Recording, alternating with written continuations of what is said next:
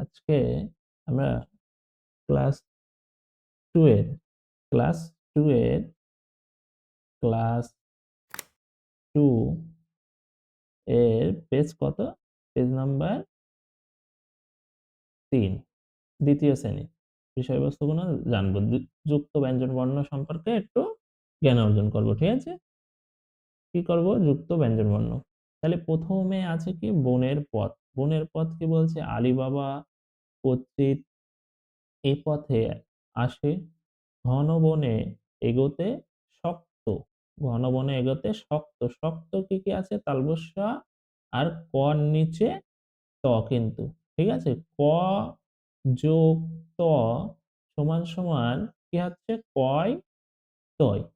ঠিক আছে, শক্ত। ডালপালায় ধাক্কা দিয়ে কি আছে? ধাক্কা। কি আছে এখানে? ধাক্কা। ধয়াকার কয় কয় আকার। ধয়াকার কয় কয় আকার। তাহলে কয় কয় যুক্ত হয়ে কিন্তু কয় কয় হয়েছে। হ্যাঁ, ক আর ক যুক্ত হয়ে কয় কয় হয়েছে। দিয়ে ঘোড়া এগিয়ে চলে শুল্কা তিথির। কি আছে এখানে? শুল্কা। শুল্কা তিথির চাঁদের আলোয় ভাসছে চারপাশ।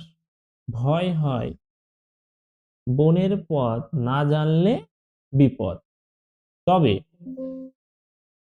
তবে মাথায় সব সময় ঘোরে সেই টিচিং ফাঁক।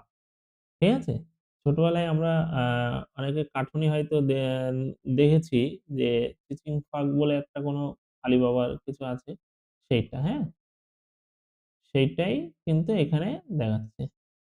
ঠিক আছে, তারপর তারপরে আমরা কি করব? দেখো নিচে নিচে অনেক কিছু দেয়া আছে, সেগুলো একটু ডিটেলস আমরা জানবো।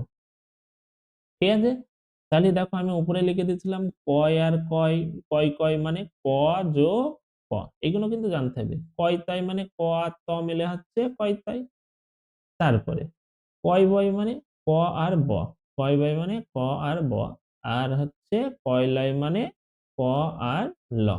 সেরকম এরকম যুক্ত বন্ধন বর্ণ আছে এক্কা। এ কয় কয় আকার এক্কা।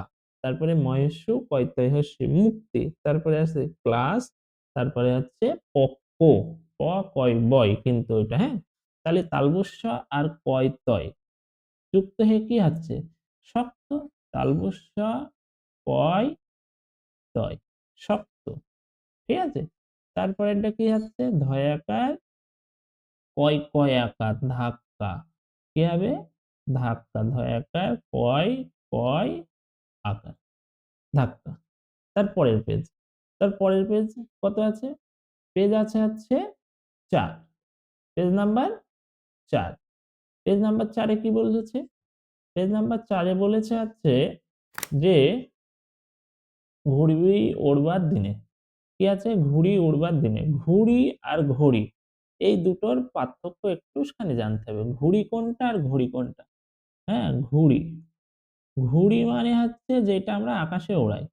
যেটা আমরা আকাশে ওড়াই। ঠিক আছে, যেটা আমরা কিন্তু আকাশে ওড়াই। ঘুড়ি মানে যেটা আমরা আকাশে ওড়াই। ঠিক আছে, এমন হয় না ঘুড়ি এমন। ঠিক আছে, যেটা আমরা তাহলে কি হচ্ছে?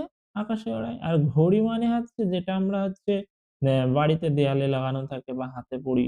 হ্যাঁ, সেইটা কিন্তু হচ্ছে ঘড়ি। তাহলে ঘুড়ি ওড়বার দিনে বলছে শুক্রবার এলে বিক্রমের ভারী মজা। শুক্রবার এলে বিক্রমের ভারী মজা। সামনে শনি রবিবার ছুটি। সামনে শনি রবিবার ছুটি। ও আর টিপু ও আর টিপু ঘুড়ি ওড়াতে দক্ষ। ঘুড়ি ওড়াতে ঘুড়ি ওড়াতে দক্ষ। দক্ষ। ঠিক আছে, দক্ষ মানে পারদর্শী, অনেক ভালো পারে। ঘুড়ি ওড়ানোর ওদের সমকক্ষ কেউ নেই। তাহলে এখানে যুক্ত ব্যঞ্জন বর্ণ কি আছে? দেখো, কয় নিচে র ফলা। ক আর র। ক আর র মিলে হচ্ছে কয়রা ফলা। আর ক্ষিয়। ক্ষিয় কি কি হচ্ছে? ক আর পেট কাটা মধ্যাহ্ন স যুক্ত হয়ে। এটা ভালো করে জানতে হবে, ক আর পেট কাটা মধ্যাহ্ন স। ঠিক আছে, তারপরে তারপরে কি বলেছে? তারপরে বলেছে যে এমন কিছু শব্দ আছে মানে বলছে এসো একই রকম নতুন কথা শিখি। একই রকম নতুন কথা শিখি। নতুন কথার ওখানে কি বলেছে? নতুন কথার ওখানে বক্র, চক্র, পক্ষ, অক্ষর। ঠিক আছে? ঘরগুলো এবার পূরণ করতে হবে। কয়রা ফলা ম তালবস্য কি হবে এটা? কয়রা ফলা ম তালবস্য ক্রমশ। এটা কি হবে? সক্ষম। দন্তু স, ক্ষীয় ম সক্ষম। এইটা হবে ক্রমিক। কোনটা হবে? ক্রমিক। এইটা হবে ক্রমিক। কয়রা ফলা মহের্ষি ক ক্রমিক। আর এটা হবে শিক্ষক মানে স্যার। তালবস্য ক্ষীয় ক শিক্ষক। শিক্ষক মানে কি বললাম? স্যার।